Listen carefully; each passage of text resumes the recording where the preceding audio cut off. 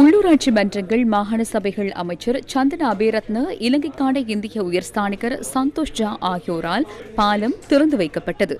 இந்த நிகழ்வில் பாராளுமன்ற உறுப்பினர்கள், அரசு அதிகாரிகள், இந்திய ராணுவத்தினர், பொதுமக்கள் என பலரும் கலந்து கொண்டனர்.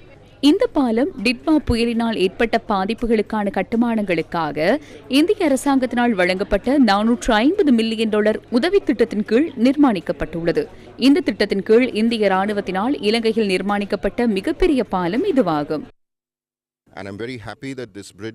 இலங்கையின் மிகவும் நீளமான பாலமான 240 மீட்டரும் 13 அடி அகலமும் கொண்டு பெய்லி பாலம் கட்டப்பட்டிருப்பதில் நான் மிகவும் மகிழ்ச்சி அடைகின்றேன்.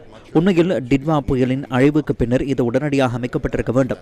ஆனால் இதற்கு அதிகளவான பொறியியல் ஆதரவு தேவைப்பட்டமையினால் இதன் கட்டுமான பணிகள் தாமதமாகின. ஆனாலும் நான் மகிழ்ச்சி அடைகின்றேன். இந்திய ராணுவ பொறியியலாளர்கள், வீதி அபிவிருத்தி அதிகார சபை, இலங்கை அரசாங்கத்துக்கும் நான் நன்றி தெரிவிக்கின்றேன். இது மிகவும் முக்கியமான தருணம். நாம் தொடர்ந்தும் இங்கு பணியாற்றுவோம். எதிர்வரும் நாட்களில் பல பெய்லி பாலங்களை அமைக்கவுள்ளோம். அவற்றில் 3 வெவ்வேறு பகுதிகளில் 15 பாலங்களை நாம் நிறைவு செய்துள்ளோம். எமது புனரமைப்பின் ஒரு பகுதியாக நிரந்தர பாலங்களையும் நாம் நிர்மாணிக்க உள்ளோம்.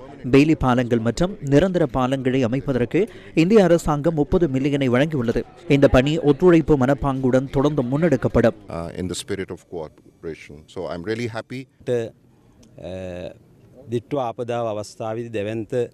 டிட்வா அனர்த்தத்தின் போது பாரிய நெருக்கடி எதிர்நோக்க நேரிட்டது.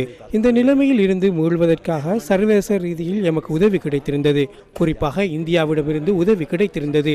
அனர்த்தத்தில் இருந்து மீண்டெழுவதற்கு அவர்கள் பாரிய அளவில் உதவி அளித்திருந்தனர். 2500 வருடங்கள் இந்தியா இலங்கைக்கான நட்பு காணப்படுகின்றது. இந்த நிலைமையில் எமக்கு உதவிகளை வழங்கிய பாரத பிரதமர் நரேந்திர மோடிக்கும் இந்திய உயர்ஸ்தானிகர், இந்திய படையினருக்கும் எமது அரசாங்கம் சார்பில் நன்றி தெரிவிக்கின்றோம். இந்த பகுதி உள்ள மக்களுக்கு பாரிய பிரச்சனையாக காணப்பட்ட பாலத்திற்கு தீர்வு கிடைத்துள்ளது.